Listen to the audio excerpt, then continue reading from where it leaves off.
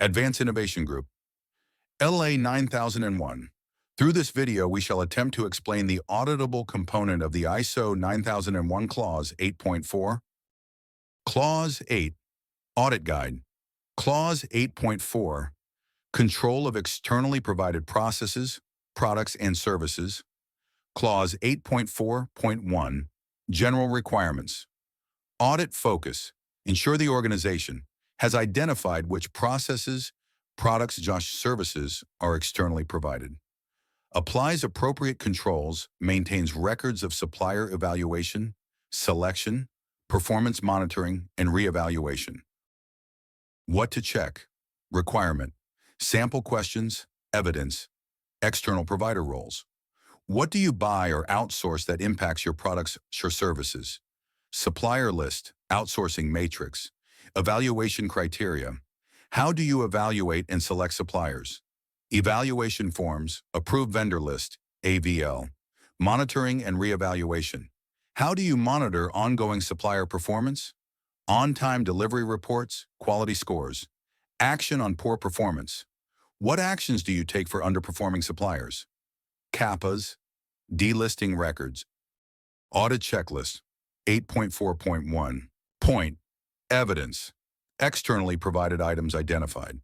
List of suppliers, service agreements. Supplier evaluation process defined. Evaluation criteria. Rating system. Performance monitoring in place. Monthly or quarterly dashboards. Poor performance triggers action. Corrective actions, supplier audits. Records maintained. Evaluation results, correspondence. Clause 8.4.2, Type and extent of control. Audit focus. Ensure the organization defines what controls to apply, both to the supplier, to the supplied product and service, and considers risk, impact on the final product, customer and regulatory requirements. What to check.